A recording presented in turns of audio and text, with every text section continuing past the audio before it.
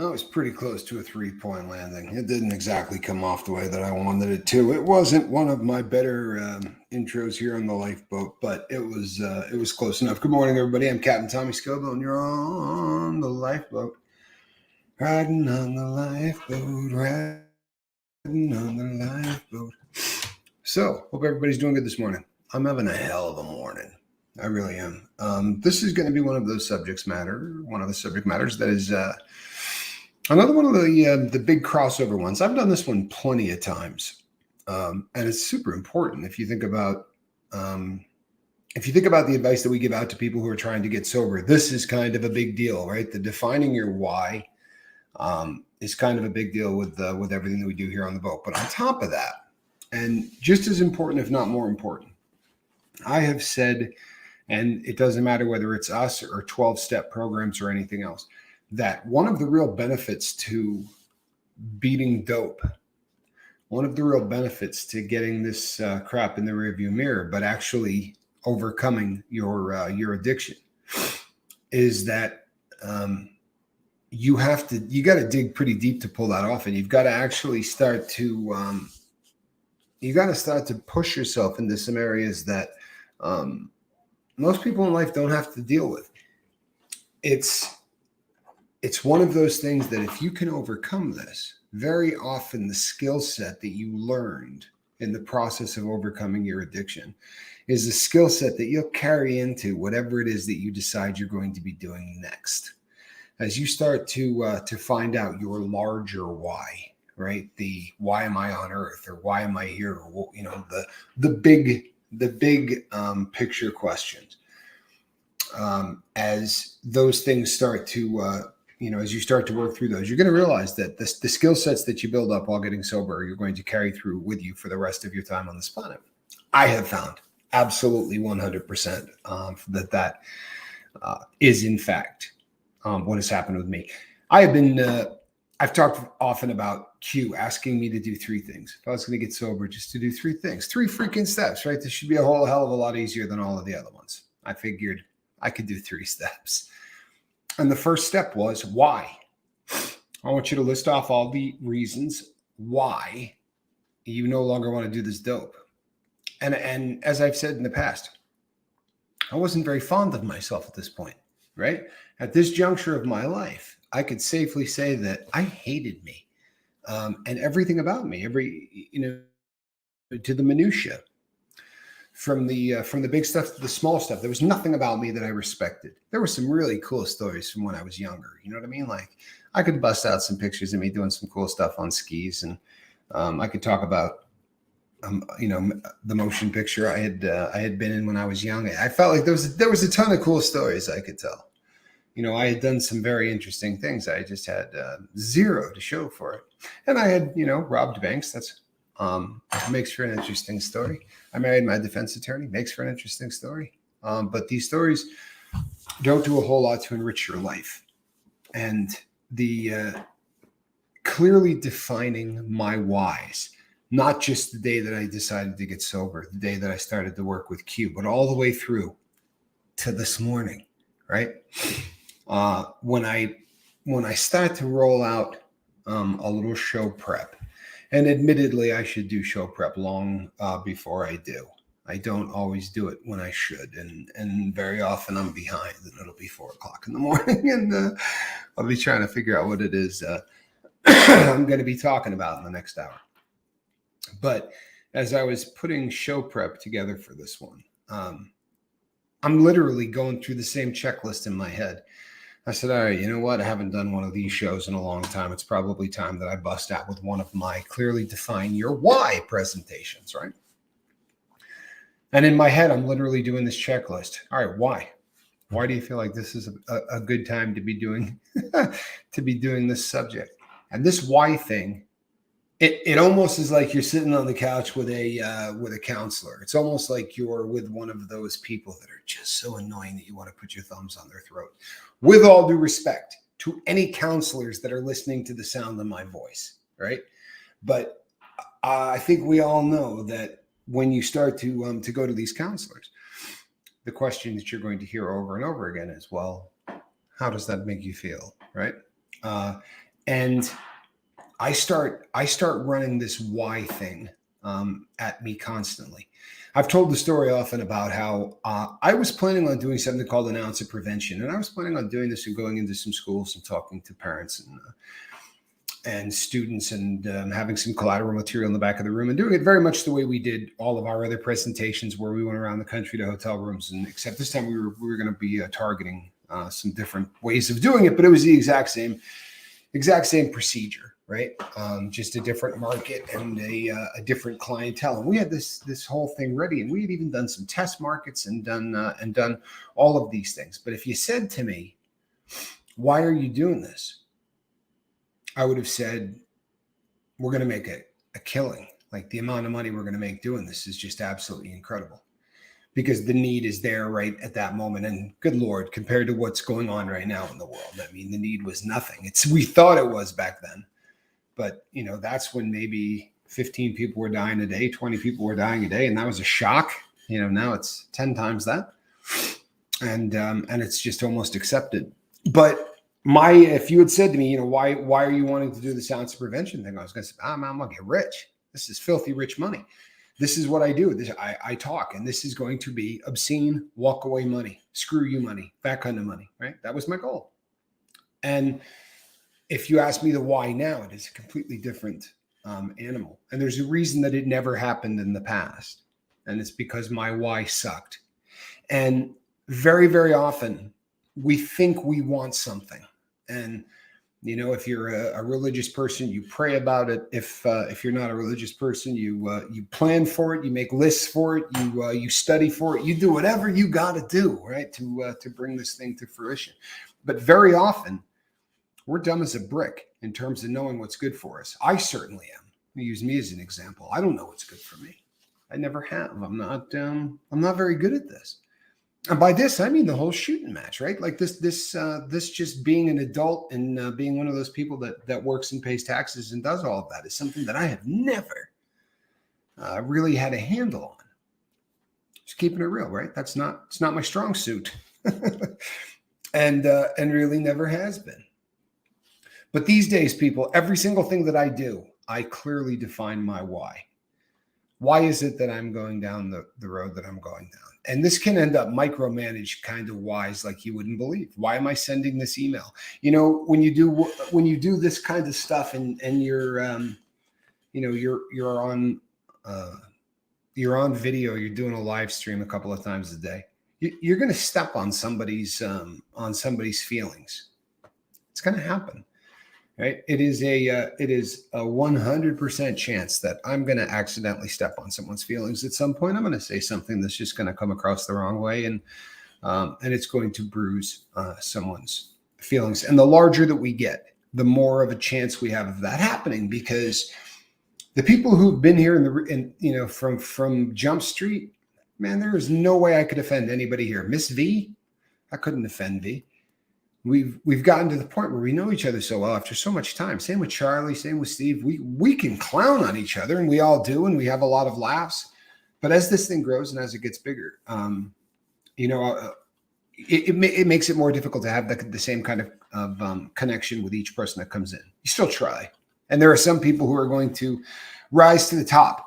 And what I mean by that is they're going to be persistent. They're going to reach out. They're going to send emails. They're going to return emails. And you're going to end up building relationships throughout the entire process. But somebody last week said to me, why do you want this to get any bigger? Why do you want this to get any bigger? People are getting helped right now. Why wouldn't you just leave it at the size that it's at and leave well enough alone? And I can get into much more in depth as to why I decided that was not the way that we were going to go on the lifeboat. I would probably do it on the other channel because I'm not trying to trigger anybody or bum anybody out. But I spent a lot of time in deep meditation and thought and prayer and to come up with, and what it really comes down to, people, is that we play a numbers game. And if you want to save 5 or 10,000 people, I mean, 6 sounded great in the beginning, but we did way better than that. So if you want to save 5 or 10,000 people, then you're going to need about 130,000 that show up, because the statistics are tough. We're going to try to do better than that, to be sure, but we are going to keep building through this as much as I possibly can, and we're going to try to really structure it in such a way that we can handle it. However,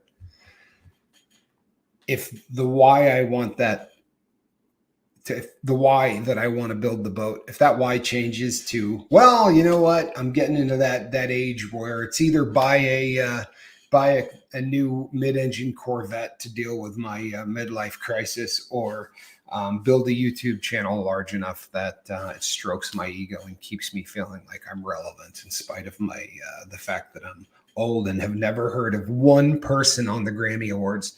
Man, I watch music award shows, and I swear to God, like I remember thinking to myself, how does my dad not know who some of these people are? My dad was tragically hip, like for real. My old man was one of those people that knew on a pretty regular basis who had, what songs were being played on the radio and everything else. He just seemed to always kind of follow things. He was far more hip when he was my age than I am now, to be sure. But, I watch one of those music awards, and there's not one person that walks out on that stage that I have any idea who they are.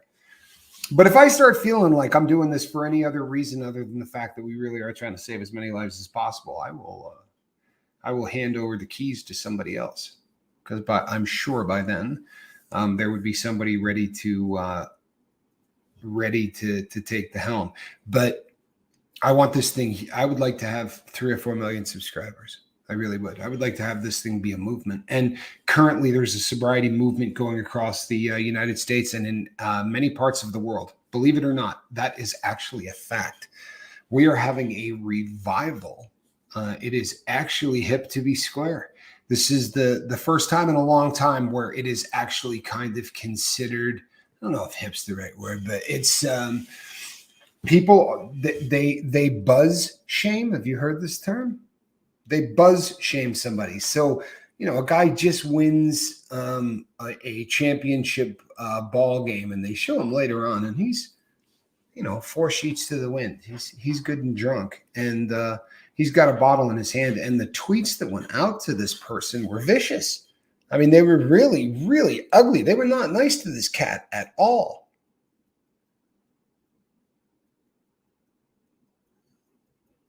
Gussie Goro. I believe that today's music could be absolutely fantastic. I will take nothing away from it. I'm not busting on the music. What I'm telling you is that I have gotten to a point in my life where I just don't. I'm not in a position where I get an opportunity to hear any of it. I'm never. I mean, truthfully, I would probably have to schedule something to try to make time to do that. I've reached a point in my life, and I used to say this a lot early in the early days of the lifeboat. I think people probably thought I was still doing drugs, but I used to say that I hate going to bed and I love getting up in the morning. And a lot of that was freedom. When you leave prison, there's something just unbelievably powerful about what it feels like to be outside.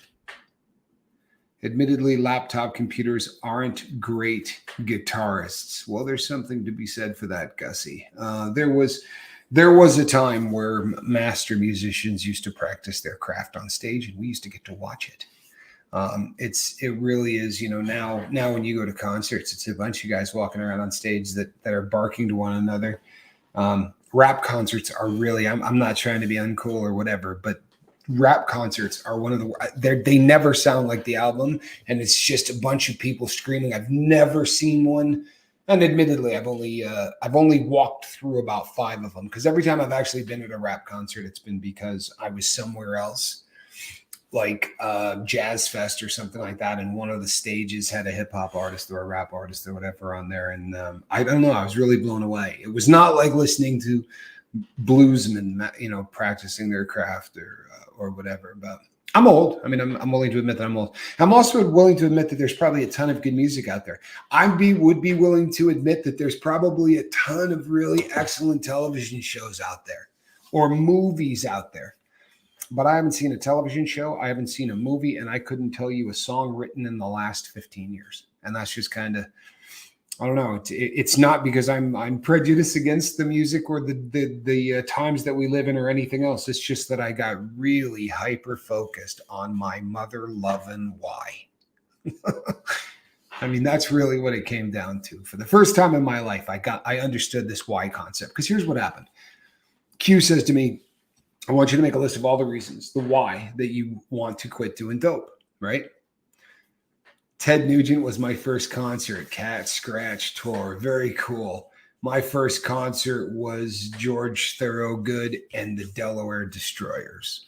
Thorogood was my first concert. Saw him with Johnny. My big brother took me there. You know what? That might be wrong. Our first concert might have been the Clash Combat Rock Tour. That's what it was. The Thorogood was the next show, but the first one we saw together was the Clash at Dartmouth College. Long time ago. long time ago when the Clash was still a band. Songs with meaning and depth, written by real people playing real instruments, are the best, plus old school music. It should probably be noted that unlike me, who sits in front of a microphone and talks about all things that I have an opinion on, Christy is not just queen of the normies. Christy is a very, very talented individual and is successful and accomplished in the music world. So when she says songs with meaning and depth, written by real people playing real instruments, are the best, she knows of which she speaks. My first concert was the Human League. Never got to see the Clash. I saw Human League too, but I saw Human League so long after. I'll tell you how sad this was. I saw Human League in a casino, and they were in like the Ramada room, right? You know, the Acapulco Lounge, right off of where all of us were gambling. And I heard one of the songs and went over there. Cheryl Niles says, "Oh my God, Thorogood was my first concert." Well, he toured a lot. George toured a lot. But I wandered over and there was Human League playing, and I was like, what a bummer, because they were a great band. I loved Human League. Okay, so I do actually want to get through. I do actually want to get through some of this before I go off the rails and just start talking to you guys, because this is really an important subject. It really is. This is a big one. So when Q said to me, write down all the reasons that you don't want to get high, I wrote down my daughter. I wrote down my dad. I didn't want to die in prison. I didn't want my dad to die while I was in prison, and it was really stressing me out because he was old and he wasn't doing well, and that was something that was on my mind every minute I was awake. Like, it was just one of those things that I really struggled with while I was incarcerated the last time. Unfortunately, I was blessed that I was free when my dad passed, which was was a blessing. But when Q asked me to write down the whys, I wrote them down, and it took me 3 minutes. You know what I mean? Son, daughter. I listed family members. I listed that I wanted my relationship back with my higher power. And I went down and I listed all these things. It took 3 or 4 minutes. And I went back and I handed it to him. And he said, "What is this?" And I said, "The list of whys," right? And you got to understand that every time I did anything, he said to me, "What is this?" Like I was a blithering idiot. And it was part of his whole routine with me. But so I got the "what is this?" I said, "Exactly what you told me to do, man. There's a list of all the whys. These are the reasons that," and he said to me, right, the first one says daughter. I said, "It does." And he goes, "Who is she?" I said, "Obviously my freaking daughter, right? She's the female offspring of the paterfamilias. This would be my daughter." And he made a really good point. He said that what I was doing with this list, I was writing things down that the reason I was writing them down was because they were going to have to overcome reason, right? When you want to get high, when you're about to collapse, in your walk with sobriety, when you're about to give in and go buy a 6-pack or a case, or you're about to go up to that bottle of pills that you got the prescription for, and you decided that you were going to fight it. You're going to pick up the script anyway, because I mean, damn, it would be stupid not to, right? Yeah. So you're going to pick up the script, but you're not going to do any of it. Or if you do, you're going to have a limit set to when you can take them, how many you can take them. Probably bring in some help, maybe from a significant other or a close friend. Maybe even have them hold your pills, right? But it never works out the way that we want it to. That draw. We sit in the house knowing that pill bottle's there and it's literally calling to us. It's something that is difficult to explain to somebody, but you can make eye contact with somebody that's been there and never, ever need to say a word about it. It's one of those things that, a lot can be passed just looking. And there's just so much truth to this, people. It's there is a communication among people that have used. And it's hard to explain, but we talked when I did the show, why sober people suck.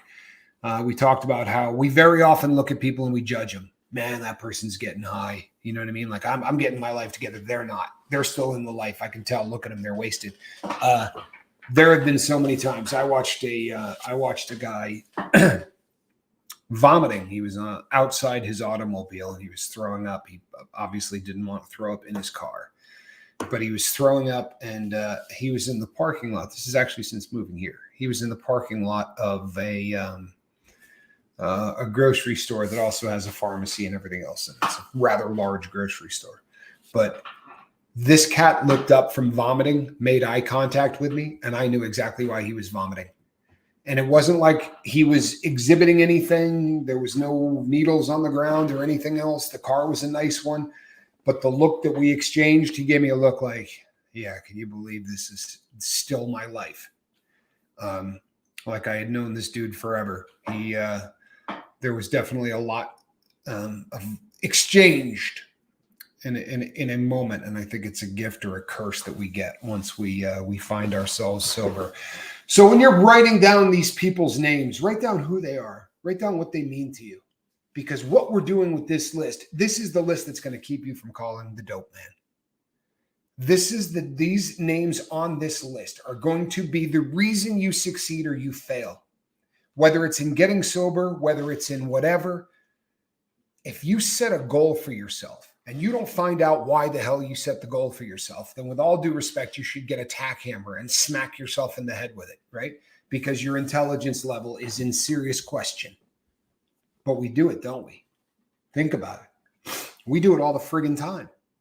We set goals for ourselves and we get ready to roll. And if we got to get up a little earlier to hit our goal, or if we've got to change how we're doing this or change how we're doing that. How many people out there have said, you know what? I want to lose some weight. Do you sit down and go, why? Why do I want to lose some weight? Because I'll tell you something. There are super healthy reasons to want to lose weight. A crap load of them. Right? Like your heart works a lot less with each pound it's not carrying, right? The lighter we are, the less our heart works. The easier a job our heart has working. So currently I'm cutting weight like there's no tomorrow. I'm doing everything I can to lose weight because it's going to allow me to spend more time on this planet, right? So I'm going to drop some weight. But there are people out there that starve themselves. And the reason they starve themselves is because it's embarrassing to wear a size 3. They would like to be in a 0 or a 1. Well, that is an unhealthy freaking reason to lose weight. If you're wanting to lose weight because you compare yourself to people on billboards, that's a stupid reason to want to lose weight. Sorry, I realize that's a decision each person should have to make on their own, but let's be real. That's a stupid reason to want to lose weight. But if you're doing it for health or you're doing it for whatever, but the question becomes, what is it you're trying to do in your life? And have you decided why you're doing it? Because if you haven't, you need to. If you haven't, you need to. Don't get BS'd into well, if you don't quit for yourself, you're not going to quit for yourself. Not in the beginning. By month 2, you'll probably be doing it for yourself. You start getting high on sobriety. And when you start getting high on your own sobriety, wild crap happens. All of a sudden, you're ready to take on the world. Things that were half finished in closets that have been sitting there for years, you're all of a sudden pulling out and attacking. Maybe a new coat of paint on the house wouldn't be a bad idea, right? All of a sudden, we just have energy, and we've realized the amount of time that we just wasted by being wasted. You know, if your substance of choice is alcohol and you start drinking at 4 o'clock in the afternoon and you drink until 9 o'clock at night, and you wake up in the morning, the first 2 hours, you're not worth a fart from drinking. So, I mean, you're pissing away half of your day every single day to that chemical. You're certainly not working through during sleep time anything, right? Your subconscious isn't doing squat. Alcohol's got a really rugged effect on the subconscious. We don't dream very well on it. And that's really an unfortunate thing for people who are heavy drinkers, because dreaming is essential. It's like really, really important stuff. It keeps us from doing the kind of, you know, cartoon kind of, nutty stuff. True story. The ability to work through things while we sleep is a very, very big thing. But defining the why and defining it in great, I quit cannabis day 3 so I can quit cigarettes. Congratulations, son. Day 3 is huge, man. That is huge. Hello, all. My plans changed. Lemmy, tell us what that means, brother. Seagull, you're going to hit that 2-month mark. Make no mistake, you're going to hit that 2-month mark. Listen, people, go back to your why. Get that piece of paper out. If your statement is, I hope for that anything, get out your piece of paper with the why on it. We ain't hoping for nothing. All due respect. We're not hoping for anything. We're demanding that 2 months, right? We want them to close the mother-loving box on us without us ever having gotten high again. For real. Shove all your chips in the middle of the table. Was it Cortez, right? They hit the new land and they knew the first friggin' storm that came, what was going to happen. Every guy on that ship was going to say, this place sucks. What's this white stuff that falls out of the sky that's cold as hell? We got to live through this? How long is this stuff here? Right? No, they would have wanted no part of it. They would have jumped on the boats and they would have turned around. So instead, they burned their boats when they got there. That's what you need to do into your sobriety. Burn your ships. Don't leave yourself a way to run back out. Don't all in. Shove in every chip into the center of the table. And then you got this. This is your new life. It's not that you quit drinking. It's that you're not a drinker. It's just 2 different things, right? I didn't quit doing dope. I am not a drug user. You know, I like it. You know, the cops pull you over and they say, have you had anything to drink? I don't say I've had nothing to drink. I say I'm not a drinker, right? I don't drink. You know, you've been doing drugs, son? I don't do drugs, right? Not a no. There's no ship. I've burned all that crap. I'm not doing this stuff ever again. It doesn't fit into my what I'm trying to do in life. I've been super open and super vocal about how I feel about drugs. I wish that there were drugs I could do. I enjoyed them. They were fun. I just can't do them. I'm not built that way. It took me a long time to come to that realization, but the way I win the fight is by not getting into the fight, period. The exception to that being, there are some drugs out there that I'm a big fan of psilocybin. I always have been. I think it's used incorrectly. I wouldn't eat shrooms and go to a rock concert, but I would eat shrooms and pray. I was going to Pennsylvania to do an audit, but the drive is 4 hours. And I thought it is 2 hours. Waiting on more info. Okay. Had me scared there for a minute, Lemmy. Those kind of plans can change. I feel like a sloth still. Seagull, that's normal.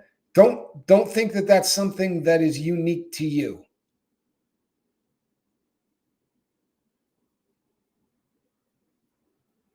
Do not think that that is unique to you. You know what's funny? I read your comments, guys, and because of how long it takes, for the back and forth. Oh wow, the cat's on one. Because of how long it takes to go back and forth, I usually have no idea what you guys are talking about, and I apologize. It's a confusing system. I want shrooms just for the experience. I've never done them. Well, I've done them a lot, and I'm a fan. I'm concerned the weed is contaminated. It was making me cough terribly and couldn't breathe well. Chest pressure. Well, don't play games, Cheryl. It sounds to me like that's probably not something you need to be smoking. 26 years and I can still be a sloth, says Tina Killian. And I get it. Look, there are days that I struggle with the sloth thing. There really is. I mean, I did dope for 30 years. I've been sober for 8. So for the vast majority of my life, like I got very little sobriety in my life compared to the amount of time I got being wasted. Right. So there's always going to be some growing pains and some experiences that are going to be issues. Make no mistake. Once again, this is why your friggin' why needs to be so well described, right? I'll give you a great example. I've told the story a million times on the boat. I really have, a million times. But the day that my daughter was born, the doctor came in to talk to my ex-wife and I. We were still married at the time. We were sort of estranged, but we were still married. And the doctor came in and said, okay, when your daughter is born, she's not going to be able to breathe on her own. My daughter had a very serious heart condition that was going to require surgery instantly, basically. They were going to take her out and take her right into, she was born with half a heart, is what it comes down to. So they have to build a heart out of a half a heart. It's called hyperplastic left heart syndrome. It's kind of a rare genetic thing. But they said, so when she comes out, she's going to look blue. We're prepared for everything that's going to happen. We know this. So we want you to, so you don't freak out. When she comes out blue, don't trip, because we're taking her right in. We're going to have her on oxygen before you even know it. But they got people at the door holding the standing at the swinging doors of the operating suite to throw those puppies open so that they can take my daughter like a football and running back her to the next phase of this birthing process. Heavy duty. And I'm on dope, right? I'm doing the amount of drugs I was doing at that point in my life was just absolutely freaking unbelievable. But I'm in there and I'm wasted, and you know, this is going to be the day of my daughter's birth, and so my wife is the contractions are doing their thing, and my wife is pushing, and this head of black hair, which my daughter no longer has, but she was born with. But she came out with this head of black hair. And the second she did, like before anybody touched her, anybody smacked her or anything else, she just let out this like blood curdling scream. And just like a baby, you know, that baby, I am not happy. Why is the air cold? Put me back kind of cry. And everybody in the room just sort of looked at each other, right? Because this was not what they told us was going to happen. She wasn't supposed to be able to make any sound. She wasn't supposed to be able to breathe or do anything else. And afterwards, I remember sitting down, and this is irrelevant, but it's just because it's part of the story now. But, I remember saying to the doctor, how is that happening? I don't understand. And he said, yeah, I don't either. Like that literally was his response. Not sure how she's doing what she's doing with the equipment she's got. But the reason I tell the story is because I don't write down on that piece of paper, daughter. Right? That's not going to keep me from getting high. That's not going to keep me getting up at 4 o'clock in the morning to do the lifeboat if I went to bed at 2:30, right? If I was talking to somebody last night or the night before or whatever, the night before a show, if I talked to somebody who is a struggling addict until 2:30 in the morning and I got to get up at 4 o'clock in the morning to make a thumbnail and do the next show, the story of my daughter's birth, believe it or not, huge in me getting up and doing the things that I do, because she's a massive part of my why. And that day changed my life forever. The day that my daughter came into my life. So I'm not going to write down daughter. I'm going to write down how important this girl is to me. I'm going to write down what it felt like for the years that she was stolen from me and she wasn't in my life. Because this isn't a word. Right? Words don't keep you from going and getting high. But the story of the birth of your child might, right? The story of your wedding day might. I don't know what your whys are, but don't just write down the word. Write down why The word is your why, right? When it came time for me to write down my father's name, in the days before 9/11, you could meet somebody at the terminal at the airport. I was on a fugitive from justice warrant, and I had been picked up backstage at a Blues Travelers concert in Colorado and brought to jail. And I had gone to court a couple of times, and I had phoned and spoken with my father. And the lawyer said, we're going to try to get his bail reduced, which they did. They got my bail down to like 10,000 or something.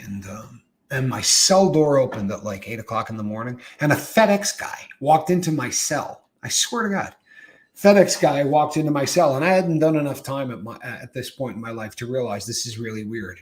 You know what I mean? Like I'm brand new at this. I'm a fish. As far as I knew, hey, this happens every day. Like FedEx guys must just walk into people's cells every time there's a FedEx delivery, right? But the guy comes in, and I sign for this envelope, and they leave it with me. And in there is a cashier's check for $10,000, right? In order to bail me out. And now I got to fly back home.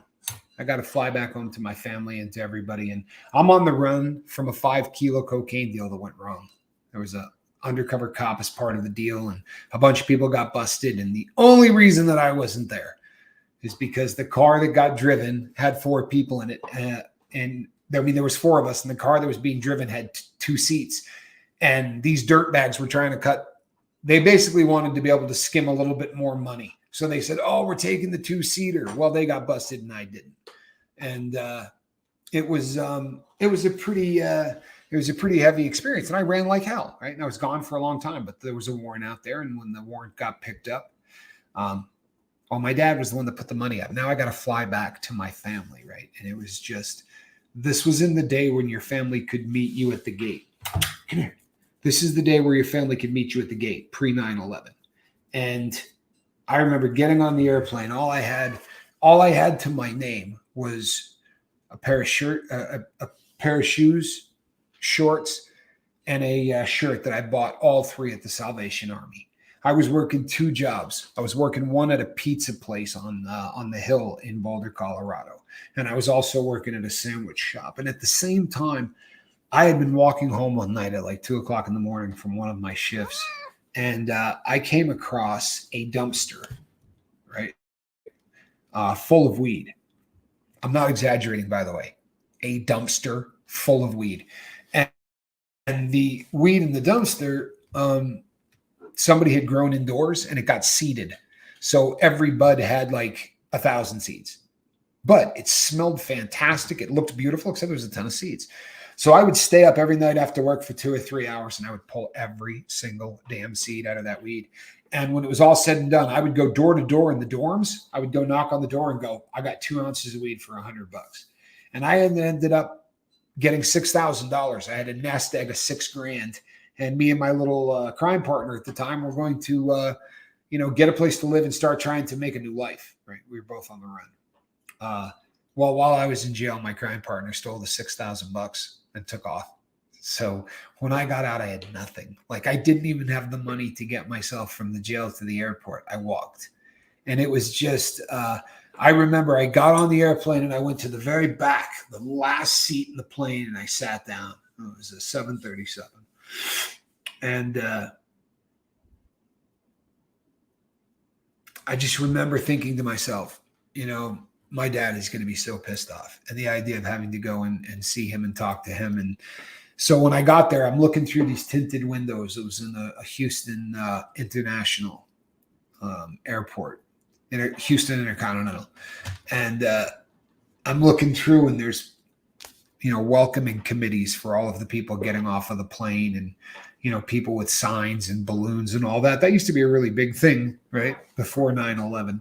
And I remember just sitting in the back of the plane, not wanting to get off of it and thinking to myself, I remembered so many times before I became a degenerate, so many times before I became a criminal, that people would meet me in an airport like that. People would be happy to see you. And it just occurred to me that I had reached a level of my life where I'm coming into town now.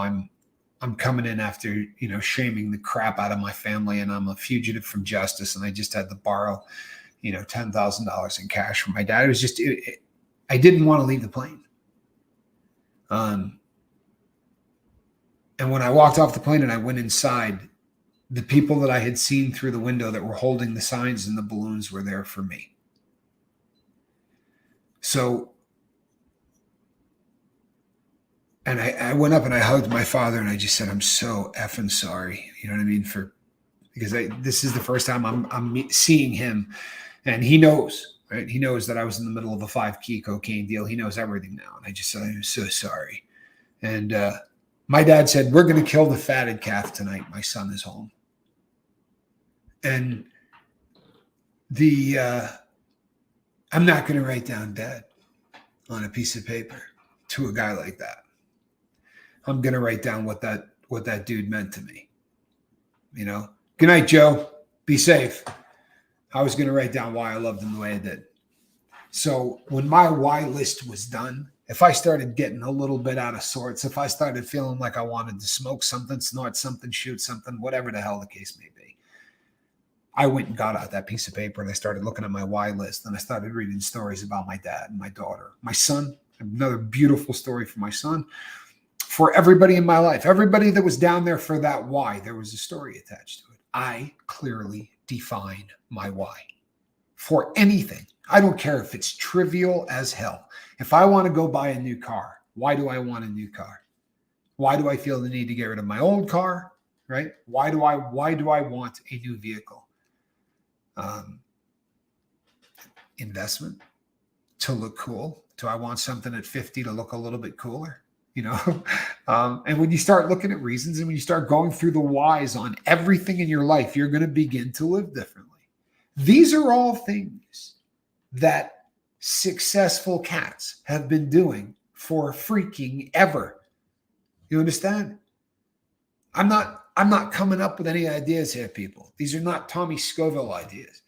These are things that successful people have been doing forever. My friend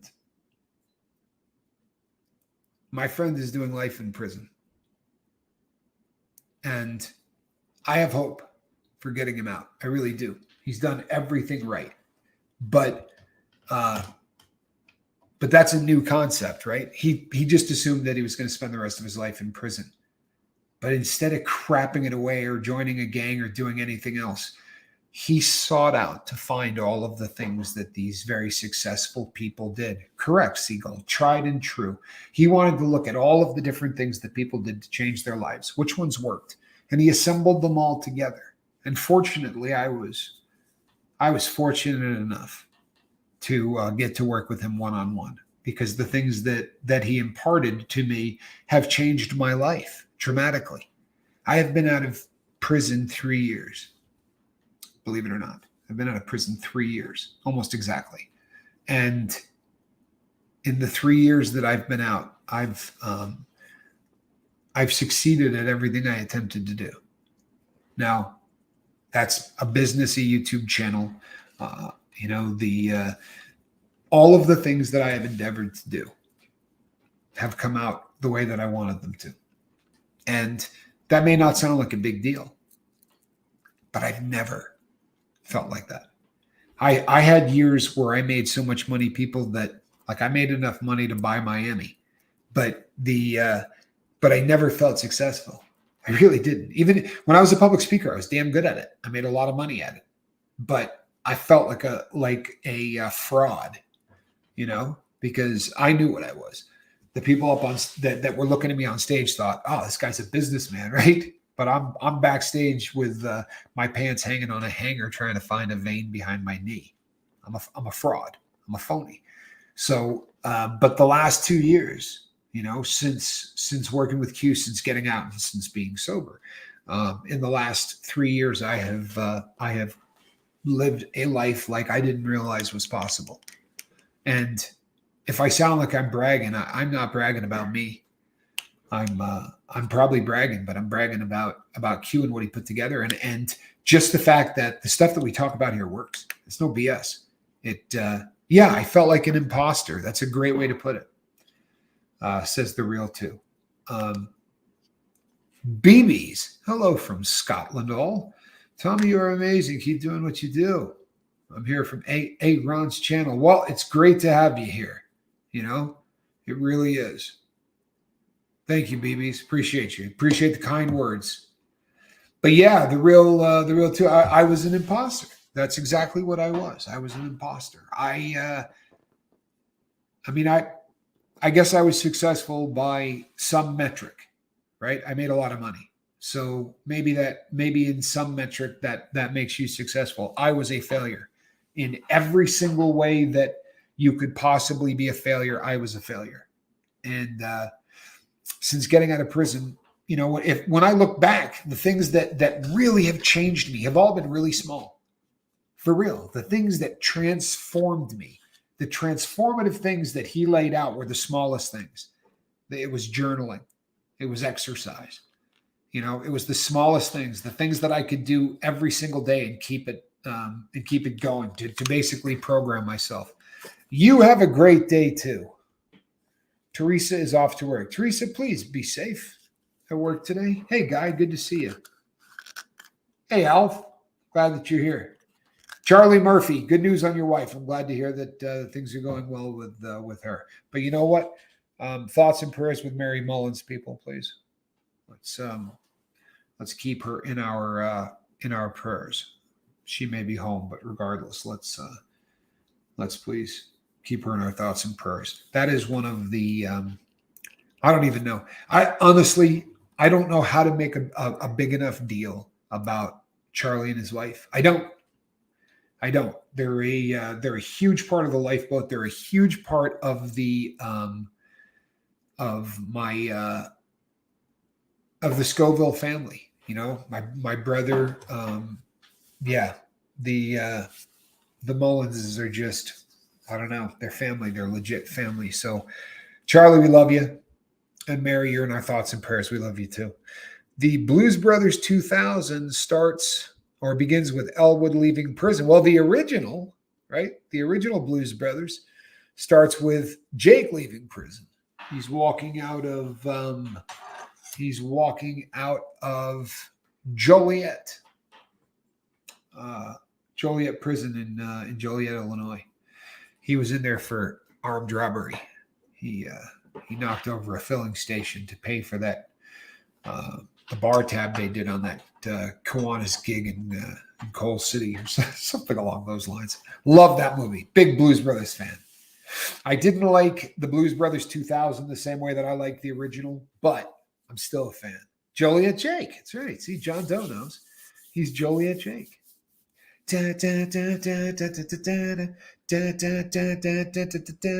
an idea, people.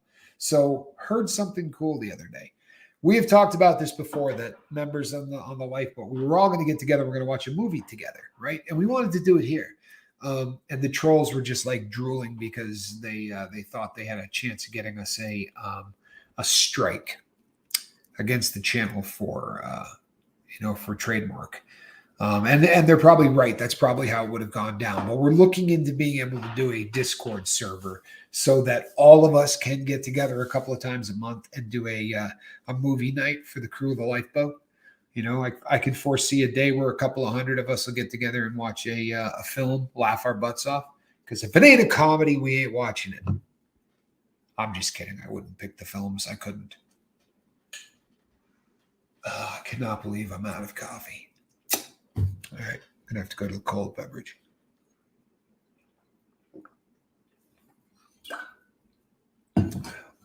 Hey.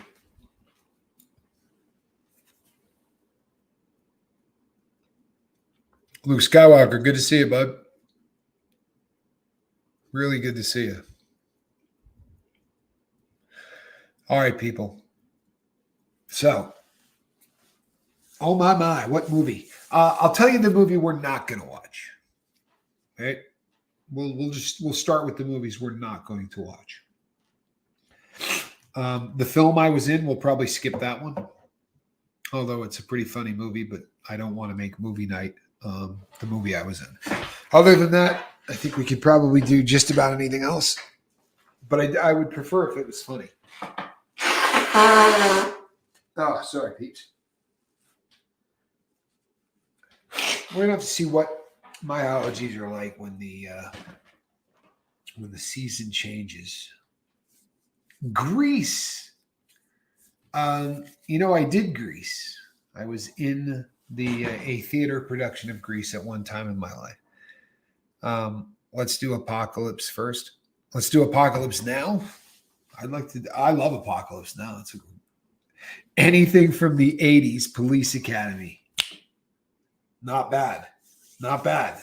Police Academies were super, super funny. I could watch one of those. Terminator 4.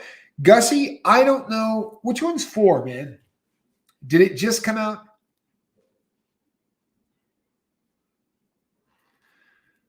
New York doesn't recognize common law. Well, then I wouldn't recognize New York. How's that? If they walk up and they're like, hey, what's up, Scoob? I'd be like, wait a second. I know we've met. South Dakota? I can't place the name. And then, of course, they'll be like, no, I'm New York. And then you can be like, yeah, well, and this is my common law husband. So, super bad, funny movie. Porky's. Porky's is an excellent film. Porky's was such a funny movie. I literally had forgotten about Porky's. That was a huge one when I was a kid. Revenge of the Nerds. See, we could do an entire show just on that. What a beautiful story about your dad and family. Why, thanks, Kathy. My family was nothing like that. When I joined the military right out of college, they yelled at me and said, don't think you're ever coming home. Classy. I'm so sorry, Kathy. Aren't you glad that you can just build a family? I mean it. For any of you that didn't get the shape that you want, aren't you glad that you can pick your family? I thank you so much. The Queen of the Normie says, Kathy, thank you for your service. And you know what? Thank you for your service. For real. Kathy, I can't even do justice to how cool Papa Scoville was. I really can't. And I'm not like making the guy better than what he was because he's gone. My dad really was that great. And he was just fun to be with. He was the best man at my wedding. My first wedding, my dad was my best man. He was my best friend. And my father, it was really kind of a cool deal.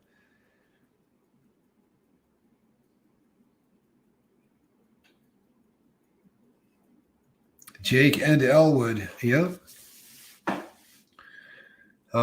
Occasionally, my father would call my brother and I Jake and Elwood, but more often than not, he called us Frank and Jesse.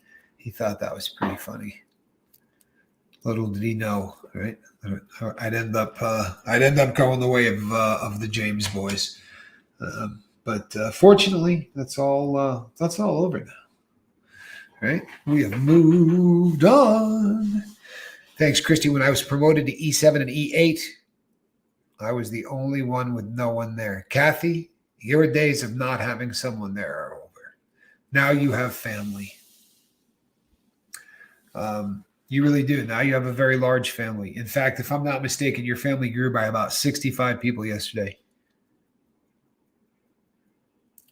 See, Christy understands. I don't know what an E8 is, and it makes me feel stupid. Somebody enlighten me on how, on what an E8 is. What do you start out at? Joliet, Illinois. It's not a good suburb of Chicago. No, Joliet's pretty ugly. If my memory serves me right, it's just refineries and a prison.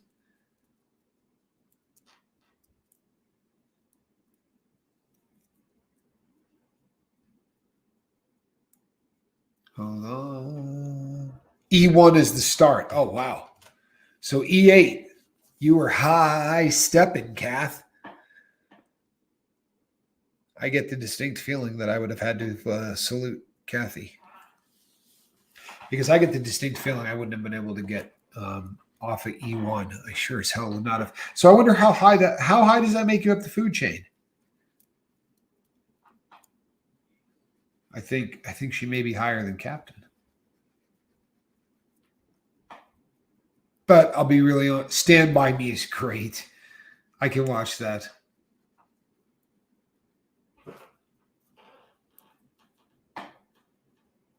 Yeah. When the night.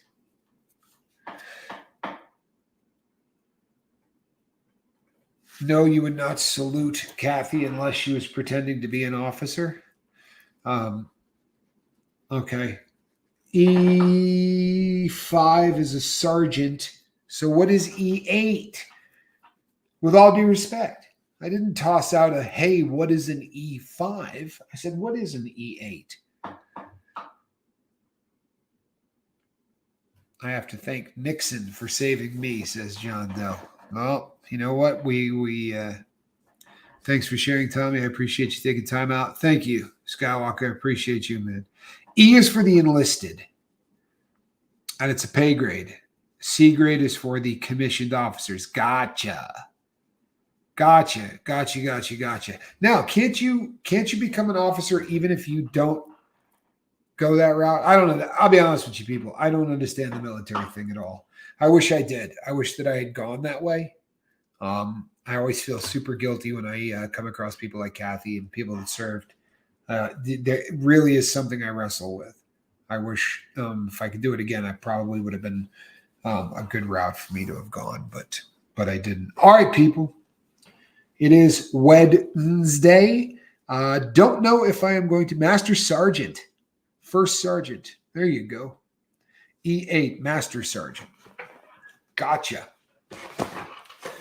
You know what? I've seen Kathy play. I can't picture her as a Master Sergeant. Tell you what, though, she is a gifted freaking musician. She really is. Thank you, Christy Colwell. She says, the rank is Master Sergeant. You, nephew, you might get some views from OSA soon. Yeah, no, I might. I'll take some views from OSA. Let them do what they do. You know what? Again, the people that really get messed up by that kind of thing are the people that have a lot of skeletons in their closet. I come and talk about my skeletons every day. What are they going to say about me that hasn't been said by me?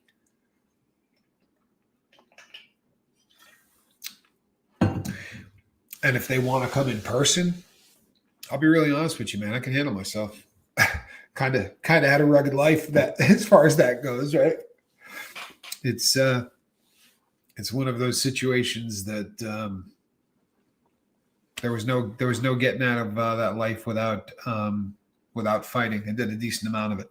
If they want to come that way, I promise you they'll get the worst of it. I promise you. Skeletons in the Closet. Greatest hits album. Name that band.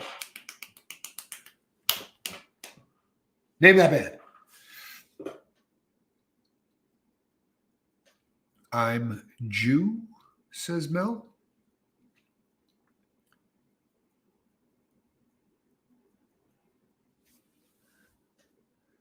J-U-U.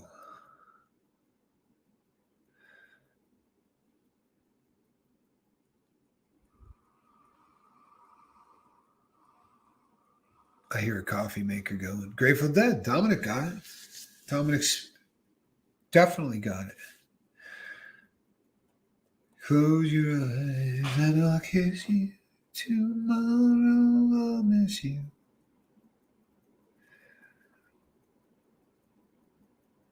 All right. Now, have a great day, everyone, says Allison Stacy. And you know what? That's a sentiment to leave on. People, I'm Captain Tommy Scoville. I'm going to be back this evening.